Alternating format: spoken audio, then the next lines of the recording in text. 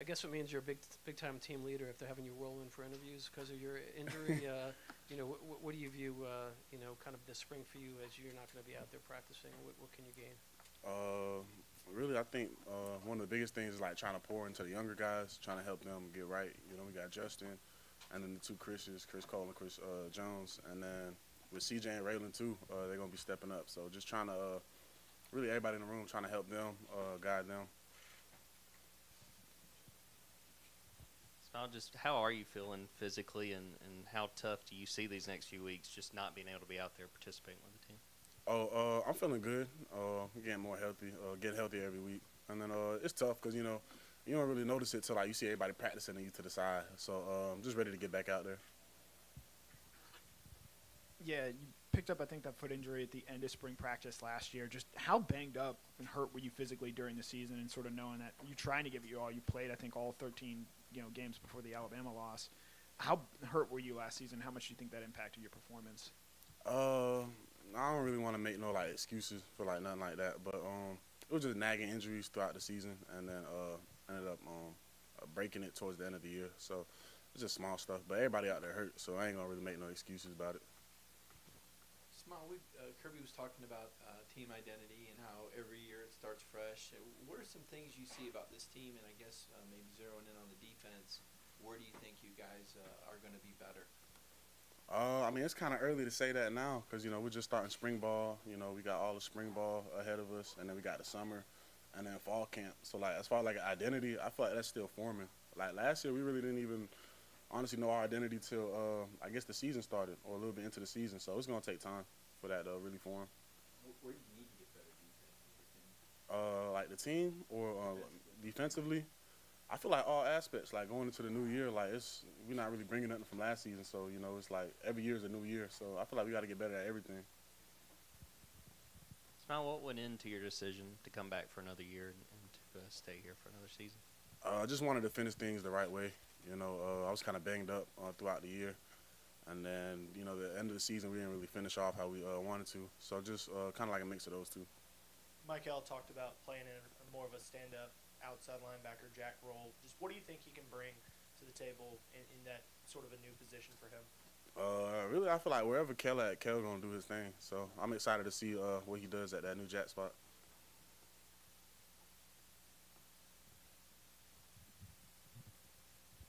Yeah, you made a pretty big play on Trevor Etienne in that Florida game last year on the fourth down stop where it looked like he was also trying to throw a pass. Have you talked with him at all about that play, and what has he brought to the team since coming here?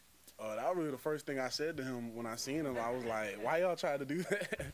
But as far as what what he brings to the team, just like he's a really good running back, explosive back. And then like the guys in the locker room, like he fits right in with us. It was like he basically was here with us. So I feel like he fits right in with the team, the team culture, and I feel like he's gonna help us do a lot this year.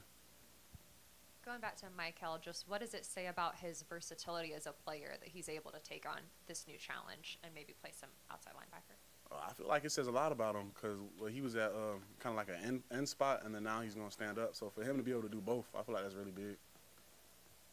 So you mentioned those freshman linebackers. Just what have been your early impressions of those guys as they start to get ready for their first spring? I feel like I really say the same thing every year with every freshman that come in. Like, it's just like athletes. Like, you see them, like that kind of is the first thing that really jumps off to me personally.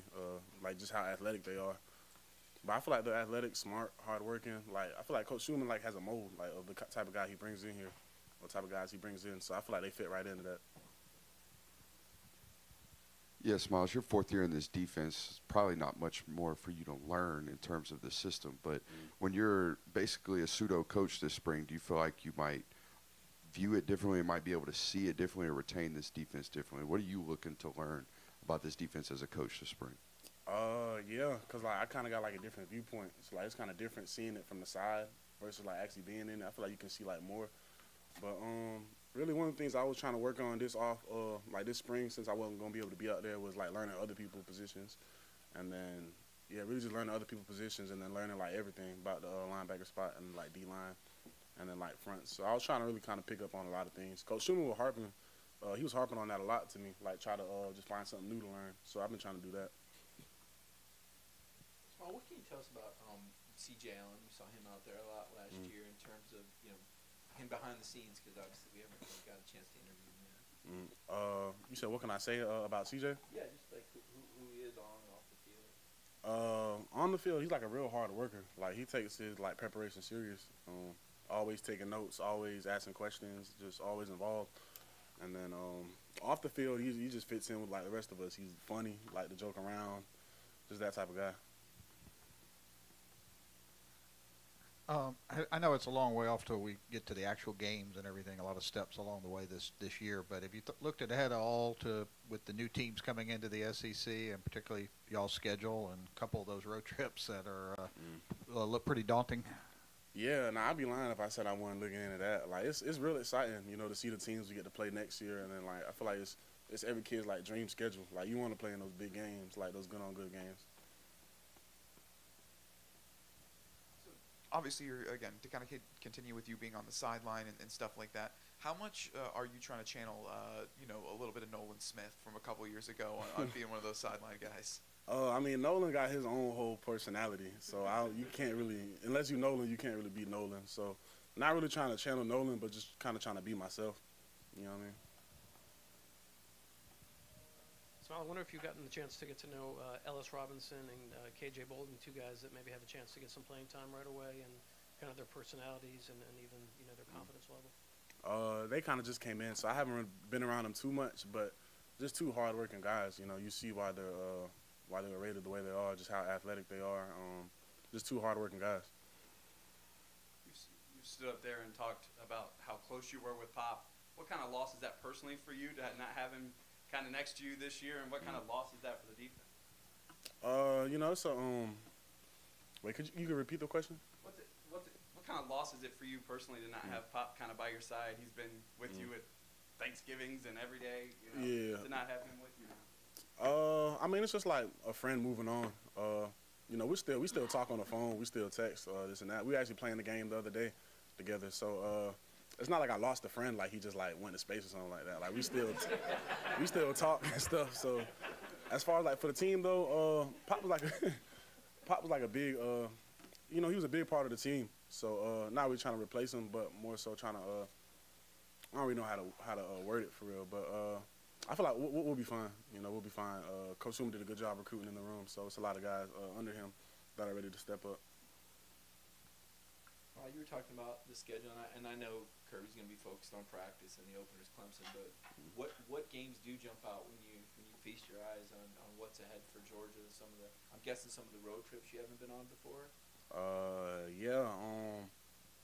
What games stand out? Really, all of them. Like, you don't want to overlook no game, but just I guess games that stand out. Maybe one would be like Texas. I guess just because they haven't been in the SEC.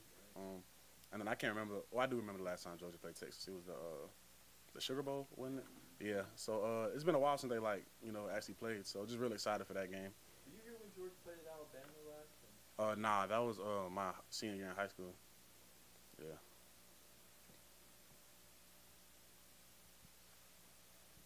I feel like we talked about it a lot last year, but I mean, obviously you came in with Pop and Xavier Worthy. What is it kind of like to be the last guy left in that class and to see both those guys kind of head out the door? Not in the space. Yeah, nah, it's kind of crazy. You know, we all still talk. We all still got a group chat. Really, other backers too, like Tresman that was here, Ryan Davis. We all still got a group chat together, so we all still talk. Still try to see each other whenever we can. So it's not, as far as like personally, you know, it's everybody got to do what's best for them. You know, we understand that. So it's not really like been too big. But as far as like the team wise, it's a lot of guys on the team. You know, so with them being gone, it's just gonna be an opportunity for somebody else to step up. Sometimes we've seen some of the players at Pro Day supporting the former teammates. Of the guys going out, who are a couple guys you think might surprise the NFL, or who are you eager to see play at the next level? Really a lot of the guys I came in with, because it's just going to be like crazy seeing them. Like, I'm like, damn, we was just here like freshman orientation together, and now they're on that big stage. So Kamari, JB, Brock, just seeing those guys that I came in with, that was in my class. Mims too, which is, you know, be able to go and then take that next step. Time for one more, if anybody has any. Smile. Thank you.